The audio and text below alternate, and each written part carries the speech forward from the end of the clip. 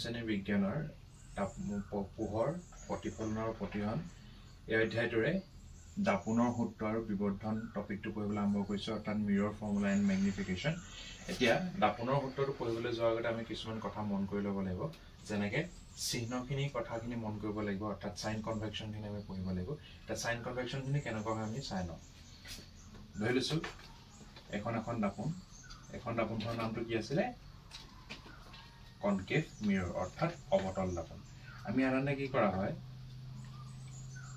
সংখ্যা ৰেখাডালত এডাল সংখ্যা ৰেখাত যি ধৰণে মাজতে শূন্য থাকে, সোঁফালে পজিটিভ নাম্বাৰবোৰ থাকে আৰু লেফ্ট হেণ্ড চাইডে মাইনাছ নাম্বাৰখিনি থাকে, ঠিক একেধৰণে আমাৰ দাপোনৰ ক্ষেত্ৰতো একেই। দাপোনখনত সোঁমাজতে সি শূন্যৰ নিচিনা কাম কৰে আৰু তাৰ বাওঁপক্ষখিনিক আমি নিগেটিভত আৰু সোঁপক্ষখিনিক আমি কি কৰোঁ, পজিটিভত বুজাওঁ। এতিয়া তাৰমানে আমি ইয়াৰ পৰা কি বুজি পালোঁ, এই দাপোনখনৰ বাওঁপক্ষে যিখিনি মান আহিব, এই গোটেই মানখিনি কিহত আহিব? নিগেটিভত, অৰ্থাৎ মাইনাছত থাকিব। আৰু এই দাপোনখনৰ পৰা সোঁফালে যিখিনি থাকিব, এইখিনি গোটেইখিনি কিহত থাকিব? প্লাছত থাকিব। এইটো আমি বুজি পালোঁ। তাৰপিছত আমি ৰশ্মি চিত্ৰবোৰ আঁকিলে দেখা পাওঁ,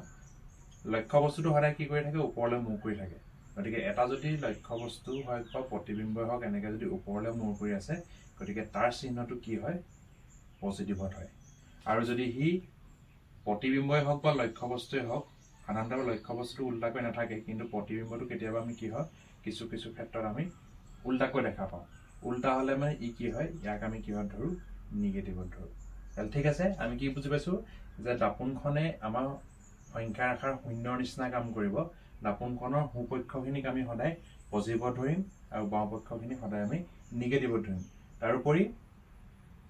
যদি এটা লক্ষ্য বস্তু ওপৰলৈ মূৰ কৰি আছে বা প্ৰতিবিম্ব এটা যদি ওপৰলৈ মূৰ কৰি আছে, তাৰ মানটো সদায় আমি পজিটিভত ধৰিম। আৰু যদি সি তললৈ মূৰ কৰি আছে, ওলোটাকৈ আছে, তেতিয়াহ'লে তাৰ মানটো আমি নিগেটিভত ধৰিম। এতিয়া এই বস্তুখিনিকে আমি এখন দাপোনত চাওঁ।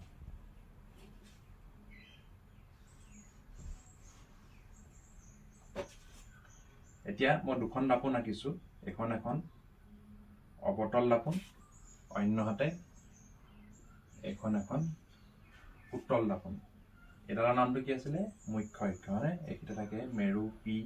এডোখৰত থাকে এফ আৰু এডোখৰত থাকে চি। ঠিক একেধৰণে এইটো পি, এইটো এফ আৰু এইটো চি।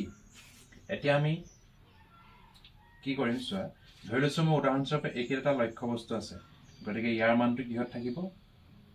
পজিটিভত থাকিব। আৰু ই এই দাপোনখনৰ পৰা এটা নিৰ্দিষ্ট দূৰত্বত আছে, গতিকে ইয়াৰ মানটো কিহত থাকিব? সদায় নিগেটিভত থাকিব। ঠিক আছে, এতিয়া আৰু এটা ইম্পৰ্টেণ্ট কথা হৈছে কি, এইখনৰ পৰা এইখনলৈ লক্ষ্য বস্তুটোৰ পৰা দাপোনখনৰ মাজত এটা দূৰত্ব আছে, যিটো আমি কৈছোঁ নিগেটিভত লিখিম। এই যে দাপোনখনৰ পৰা লক্ষ্য বস্তুৰ দূৰত্ব, এইটোক আমি কিহেৰে বুজাওঁ? ইউৰে বুজাওঁ। অৰ্থাৎ ইউ মানে আমি কি বুজোঁ? লক্ষ্য বস্তুৰ দূৰত্ব, অৰ্থাৎ অবজেক্ট ডিষ্টেঞ্চ বুলি কোৱা হয়। এতিয়া আমি জানো যে এই পিৰ পৰা এফলৈ এইডোখৰক আমি কি বুলি কওঁ? ফকাছ দৈৰ্ঘ্য বুলি কওঁ, অৰ্থাৎ ফকেল লেংথ বুলি কওঁ। এতিয়া এই ফকেল লেংথডোখৰ কিহত ধৰিম? দাপোনখনৰ যিহেতু ই বাওঁফালে আছে, গতিকে এই যে ফকেল লেংথডোখৰ, এইডোখৰ আমি কিহত ধৰিম? নিগেটিভত ধৰিম। অৰ্থাৎ এই ফকেল লেংথটোকে আমি কিহেৰে বুজাওঁ? স্মল এফ, অৰ্থাৎ ফকাছ দৈৰ্ঘ্য। আৰু যিহেতু এখন অৱতল দাপোন, গতিকে অৱতল দাপোনখনত ফকাছ দৈৰ্ঘ্যটো কি থাকে? বাওঁফালে থাকে, গতিকে ইয়াৰ আমি ফকেল লেংথটো কিহত ধৰিম? নিগেটিভত ধৰিম। অন্যহাতে যদি আমি এখন উত্তল দাপোনত চাওঁ, ইও একেই। এটা লক্ষ্য বস্তু, ই দাপোনখনৰ পৰা কিছু আঁতৰত আছে, গতিকে ইয়াৰ মানটো আমি দাপোনখনৰ যিহেতু ই বাওঁফালে আছে, গতিকে ইয়াক আমি কিহত ধৰিম? নিগেটিভত ধৰিম। আৰু যিহেতু লক্ষ্য বস্তু ওপৰলৈ মূৰ কৰি আছে, গতিকে ইয়াক মই কিহত ধৰিম? পজিটিভত ধৰিম। তাৰমানে ইয়াৰ পৰা আমি কি গম পাইছোঁ চোৱা, যে অৱতল দাপোনৰ ক্ষেত্ৰতো ইউৰ মানটো কিহত থাকে? নিগেটিভত থাকে। আৰু উত্তল দাপোন এখনতো ইউৰ মানটো, অৰ্থাৎ লক্ষ্য বস্তুৰ দূৰত্বটো কিহত থাকে? নিগেটিভত থাকে। আৰু ইয়াতো এই যে আমি যে এটা লক্ষ্য বস্তু আছে, এই লক্ষ্য বস্তুৰ এটা নিৰ্দিষ্ট এটা উচ্চতা আছে, এই উচ্চতাটোকে আমি কিহেৰে বুজাওঁ? এইচে বুজাওঁ। অৰ্থাৎ এইচ মানে কি বুজিম আমি? লক্ষ্য বস্তুৰ উচ্চতা। আৰু এই লক্ষ্য বস্তুৰ উচ্চতাটো কিহত বুজাইছে? পজিটিভত বুজাইছে। ঠিক একেধৰণে ইয়াতো এইটো এটা লক্ষ্য বস্তু আছে, এই লক্ষ্য বস্তুৰ উচ্চতা আছে, ইউ কিহত হ'ব? পজিটিভত হ'ব। এতিয়া মেইন ইম্পৰ্টেণ্ট মন কৰিব লগা কথাটো হৈছে ফকাছ দৈৰ্ঘ্যটো আমি কি দেখিছো অৱতল দাপোনখনত ফকাছ দৈৰ্ঘ্যটো কোনফালে আছে বাওঁফালে আছে গতিকে ইয়াৰ মানটো আমি সদায় কিহত লৈছে নিগেটিভত লৈছে কিন্তু অন্যহাতে উত্তল দাপোনখনত কি দেখা পাইছো উত্তল দাপোনখনত ফকাছ দৈৰ্ঘ্যটো কি আছে বাওঁফালৰ পৰা অৰ্থাৎ দাপোনখনৰ পৰা কোনফালে আছে সোঁফালে আছে এই দুটা দিশত আছে আৰু এই দিশত থাকিলে আমি সদায় আমি কিহত ধৰো পজিটিভত ধৰো গতিকে ইয়াৰ পৰা আমি কি গম পালো যে এফৰ মানটো উত্তল দাপোনৰ ক্ষেত্ৰত কি হয় পজিটিভ হয় গতিকে এই কথাটো খুব ইম্পৰ্টেণ্ট হয় আমাৰ যেহেতু আমি দাপোনৰ অংকবোৰ কৰিমগে তাত আমাক এই সাইন কনভেকশনখিনি খুব প্ৰয়োজনীয় কি গম পালো যে দাপোনখনৰ যদি সোঁপক্ষে যিখিনি মান থাকিব সেইখিনিক আমি সদায় পজিটিভত অৰ্থাৎ প্লাছত ধৰিম আৰু দাপোনখনৰ বাওঁপক্ষে যিখিনি থাকিব লেফ্ট হেণ্ড সাইডে যিখিনি মান থাকিব সেইখিনিক আমি সদায় নিগেটিভত ধৰিম গতিকে ইয়াত আটাইতকৈ মন কৰিবলগীয়া কথাটো হৈছে কি যে ফকাছ দৈৰ্ঘ্য অৱতল দাপোন এখনত ফকাছ দৈৰ্ঘ্যটো সদায় কিহত থাকে নিগেটিভত থাকে আৰু উত্তল দাপোন এখনত ফকাছ দৈৰ্ঘ্যটো সদায় কিহত থাকে পজিটিভত থাকে বাকি লক্ষ্য বস্তুৰ দূৰত্বটো সদায় দুইটাতে কি থাকে নিগেটিভত থাকে আৰু লক্ষ্য বস্তুৰ উচ্চতাটো দুইটাতে কিহত থাকে সদায় পজিটিভত থাকে ইয়াৰ পিছতে আমাৰ আৰু এটা শব্দ পাওঁ সেইটো হৈছে ভি অৰ্থাৎ প্ৰতিবিম্বৰ উচ্চতা আৰু এই প্ৰতিবিম্বৰ উচ্চতাটো অৰ্থাৎ ইমেজ অবজেক্টটো কিছু কিছু ক্ষেত্ৰত পজিটিভ হয় কিছু কিছু ক্ষেত্ৰত নিগেটিভ হয় এটা পজিটিভ বা নিগেটিভ আমি কেনেকৈ পাম যদি দাপোনখনৰ সোঁফালে আছে গতিকে হি কি হ'ব নিগেটিভত হ'ব আৰু যদি দাপোনখনৰ পিছফালে গঠন হৈছে তেতিয়াহ'লে তাৰ চিনটো কিহত আহিব পজিটিভত গঠন হয় এইটো তোমালোকে অংকবোৰ কৰি যেতিয়া আমি কৰিম তেতিয়া তোমালোকে বুজি পাই যাবা গতিকে এই সাইন কনভেকশনখিনি তোমালোকে ভালকে বুজি পালেহে আমি অংকখিনি কৰিব পাৰিম ভাবিছো তোমালোকে এইখিনি বুজি পালা এতিয়া আমি আহো দাপোনৰ সূত্ৰটোলৈ এতিয়া দাপোনৰ সূত্ৰটো কি হয় বা মিৰৰ ফৰ্মুলাটো কি হয় 1/v + 1/u = 1/f এটা এই u মানে আমি কি বুজি পাওঁ যে লক্ষ্য বস্তুৰ দূৰত্ব অৰ্থাৎ এখন ধৰি লৈছো মই তোমালোকক বস্তুটো অৱতল দাপোনৰ ক্ষেত্ৰতে দেখাইছো এখন যদি অৱতল দাপোন হয় এটো p এটো f এটো c উদাহৰণস্বৰূপে ধৰি লৈছো এই লক্ষ্য বস্তুটো আছে তো দাপোনখনৰ পৰা এই এটা নিৰ্দিষ্ট দূৰত্বত আছে নে তো ইয়াকে আমি কি বুজো u ৰে বুজো অৰ্থাৎ লক্ষ্য বস্তুৰ দূৰত্ব ধৰি লৈছো এই দাপোনখনতে প্ৰতিবিম্বটো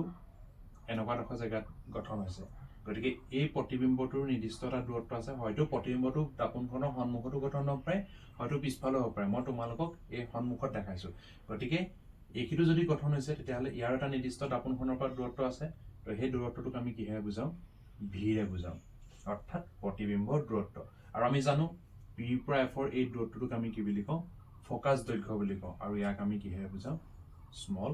f ৰে বুজাও গতিকে এটো হৈছে তোমালোকৰ দাপোনৰ সূত্ৰ 1/v + 1/u = 1/f আৰু এই v u f ৰ অৰ্থটো কি মই তোমালোকক ইয়াত দি আছো এতিয়া আমাৰ মন কৰিবলগীয়া কথাটো হৈছে কি এই যে v u f অলপ আগতে তোমালোকে পঢ়ি অহা সাইন কনভেকশনখিনি আমি মনত ৰাখিব লাগিব যেতিয়া আমি প্ৰশ্নটো পঢ়িম যদি তোমালোকক দিছে যে অৱতল দাপোনৰ ফকাছ দৈৰ্ঘ্য বোলে 20 সেন্টিমিটাৰ বুলি দিয়া আছে তেতিয়া আমি গম পাব লাগিব দাপোনখন অৱতল কৈছে অৰ্থাৎ কনকেভ মিৰৰ বুলি কৈছে গতিকে তাৰ আমি ফকাছ দৈৰ্ঘ্যত যিটো মান থাকিব সেই মানটো আমি কিহত লিখিব লাগিব নিগেটিভত লিখিব যদি বোলে কৈছে দাপোনখন কনভেক্স মিৰৰ অৰ্থাৎ উত্তল দাপোন তেতিয়া আমি এই ফকাছ দৈৰ্ঘ্যটো কিহত লিখিব লাগিব পজিটিভত লিখিব লাগিব আৰু এটা কথা আমি জানো যে ইউৰ মানটো সদায় কিহত থাকে নিগেটিভত থাকে আৰু ভি মানটো কেতিয়াবা পজিটিভত কেতিয়াবা নিগেটিভত যদি ভি মানটো আমাক দিয়া আমি প্ৰশ্নটো পঢ়ি চাব লাগিব যে এই দাপোনখনৰ সন্মুখত বুলি কৈছে নে দাপোনখনৰ পিছফালে বুলি কৈছে যদি দাপোনখনৰ সন্মুখত বুলি কৈছে তেতিয়াহ'লে আমি ভি মানটো নিগেটিভত ল'ম আৰু যদি দাপোনখনৰ পিছফালে বুলি কৈছে তেতিয়াহ'লে আমি ভি মানটো পজিটিভত ল'ম মোষ্ট ইম্পৰ্টেণ্ট বস্তুটো হৈছে এই এফটো যদি তোমালোকৰ এফটো ধৰোতে চিনটো যদি ধৰোতে ভুল হয় গোটেই অংকটোৱে ভুল হ'ব গতিকে এইটো আমি অংকখিনি কৰোতে আমাক সাইন কনভেকশনটো মনত ৰাখিব এতিয়া আমি আহো অন্য এটা টপিক বিবৰ্ধন অৰ্থাৎ ইংলিছত কোৱা হয় ম্যাগনিফিকেশন ম্যাগনিফিকেশন মানে এই বাক্যটো মই তোমালোকৰ নিজৰ ভাষা লিখি দিছো যে বিবৰ্ধন মানে হৈছে কি লক্ষ্য বস্তুতকৈ প্ৰতিবিম্ব এটা কিমান গুণে ডাঙৰ বা কিমান গুণে সৰু তাৰ যোগটোকে আমি কি বুলি কওঁ বিবৰ্ধন বুলি কওঁ উদাহৰণস্বৰূপে এখন ধৰি লৈছো আমি দাপোন অৱতল দাপোন এখনত এইখিনিতে লক্ষ্য বস্তু এটা আছে ধৰি লৈছো লক্ষ্য বস্তুটোৰ উচ্চতাটো 5 সেন্টিমিটাৰ ই যেতিয়া প্ৰতিফলন হৈ এনেকৈ ধৰি লৈছো ই উল্টাকে গঠন হ'ল আৰু ই ধৰি লৈছো গঠন হৈছে তোমালোকৰ বোলে 8 সেন্টিমিটাৰ মই এটা উদাহৰণস্বৰূপে বুজাইছো এতিয়া এই 5 সেন্টিমিটাৰ লক্ষ্য বস্তুটো গৈ পিনি কিমান হ'লগে 8 সেন্টিমিটাৰ হ'ল অৰ্থাৎ ই কিমান হ'ল ডাঙৰ হ'ল এতিয়া যেতিয়া ই 5 সেন্টিমিটাৰৰ পৰা 8 সেন্টিমিটাৰলৈ গুচি গ'ল অৰ্থাৎ ডাঙৰ হ'ল আমি গম পাইছো যে লক্ষ্য বস্তুৰ প্ৰতিবিম্বটো ডাঙৰ হৈছে কিমান গুণেনো ডাঙৰ হৈছে সেই যোগটো আমি যিহৰ সহায়ত উলিয়াও বা যিটো সূত্ৰৰ সহায়ত উলিয়াও সেইটোকে আমি কি বুলি কওঁ মেগনিফিকেশ্যন বা বিবৰ্ধন বুলি কওঁ বা উদাহৰণস্বৰূপে আমি যদি বিপৰীতকে বুজো ধৰি লৈছো এখন দাপোন আঁকিছো আমি উত্তল দাপোন এখন আঁকিছো এইখিনি ধৰি লৈছো এটা লক্ষ্য বস্তু এটা আছে লক্ষ্য বস্তুটো ধৰি লৈছো আমি উদাহৰণস্বৰূপে ধৰি লৈছো 10 সেন্টিমিটাৰ আৰু এইকেইটা প্ৰতিবিম্ব গঠন হ'ল ধৰি লৈছো প্ৰতিবিম্বটো 4 সেন্টিমিটাৰ গঠন হ'ল তাৰমানে ইয়াৰ পৰা আমি গম পালো যে লক্ষ্য বস্তুতকৈ প্ৰতিবিম্বটো সৰু হৈছে এই যে 10 সেন্টিমিটাৰ 4 সেন্টিমিটাৰলৈ গ'ল তাৰমানে সৰু হৈছে বুলি গম পাইছো কিন্তু কিমান গুণেনো সৰু হৈছে বা কিমাননো সৰু হৈছে এই যে উলিওৱা হয় সেই যোগটোকে আমি কি বুলি কওঁ বিবৰ্ধন বুলি কওঁ বা ইংলিছত মেগনিফিকেশ্যন বুলি কওঁ আৰু এটা ইম্পৰ্টেণ্ট বস্তু মই লগতে লিখি দিছো যে ইয়াৰ কোনো একক নাই অৰ্থাৎ মেগনিফিকেশ্যনৰ কোনো ধৰণৰ একক নাই যেনেকৈ আমি দ্ৰুতি উলিয়ালে বা স্পীড উলিয়ালে মানে আমি জানো যে ইয়াৰ এছআই এককটো মিটাৰ পাৰ ছেকেণ্ড এনেকৈ ধৰণে দৈৰ্ঘ্যৰ এককটো মিটাৰ এনেকৈ আমি প্ৰত্যেকটো বস্তুৰে একক পাওঁ কিন্তু মেগনিফিকেশ্যন হৈছে এনেকুৱা এটা বস্তু য'ত কোনো ধৰণৰ একক নাই এইটো পৰীক্ষাত অহা দেখা যায় যে তলৰ কোনটো ৰাশিৰ কোনো ধৰণৰ একক নাই তেতিয়া তোমালোকে লিখিব লাগিব বিবৰ্ধন বিবৰ্ধনৰ কোনো ধৰণৰ একক নাই তাহলে বিবৰ্ধন মানে কি বুলি কৈছো যে লক্ষ্য বস্তুতকৈ যদি এটা প্ৰতিবিম্ব ডাঙৰ হৈছে বা সৰু হৈছে যদি ডাঙৰ হৈছে কিমান গুণে ডাঙৰ হৈছে আৰু যদি সৰু হৈছে ই কিমান গুণেনো সৰু হৈছে সেই যোগটো আমি যাৰ সহায়ত উলিয়াও তাকে আমি কি বুলি কওঁ বিবৰ্ধন বুলি কওঁ বা ইংলিছত কোৱা হয় মেগনিফিকেশ্যন এতিয়া ইয়াৰ দুটামান ফৰ্মুলা আছে প্ৰথমতে আমি ফৰ্মুলা কেইটা চাই লওঁ কিনো হয় ফৰ্মুলা কেইটা মেগনিফিকেশ্যন অৰ্থাৎ বিবৰ্ধনৰ সূত্ৰ আছে মেগনিফিকেশ্যনটোক আমি স্মল এম এৰে বুজাম small m equal to minus v by u এটা সূত্ৰ হৈছে এইটো ভি মানে কি প্ৰতিবিম্বৰ দূৰত্ব আৰু ইউ মানে কি লক্ষ্য বস্তুৰ দূৰত্ব এইটো সূত্ৰ যদি আমাৰ প্ৰশ্নটোত লক্ষ্য বস্তুৰ দূৰত্ব আৰু প্ৰতিবিম্বৰ দূৰত্ব দিয়া থাকে তেতিয়াহ'লে এই ফৰ্মুলাটো ব্যৱহাৰ কৰি আমি এমৰ মানটো উলিয়াব পাৰিম বা নহ'লে h ডেছ বাই h এতিয়া h ডেছ মানে কি বুজো আমি প্ৰতিবিম্বৰ উচ্চতা অৰ্থাৎ হাইট অফ ইমেজ আৰু h মানে আমি কি বুজো লক্ষ্য বস্তুৰ উচ্চতা অৰ্থাৎ হাইট অফ অবজেক্ট এই দুটা ফৰ্মুলা ব্যৱহাৰ কৰি আমি কাৰ মান উলিয়াব পাৰো এমৰ মানটো উলিয়াব পাৰো এতিয়া যেতিয়া আমি সমাধান কৰি গৈ থাকো এমৰ মানটো দুটাত ওলায় কেতিয়াবা পজিটিভত ওলায় আৰু এমৰ মানটো কেতিয়াবা নিগেটিভত ওলায় এতিয়া এই যে পজিটিভ বা নিগেটিভত ওলালে এই দুইটাৰে কিন্তু অৰ্থ আছে আমাৰ মানটো কি ওলাইছে আমি পিছত চাম যেতিয়া আমি অংক কৰিম তেতিয়া গম পাই যাম কিন্তু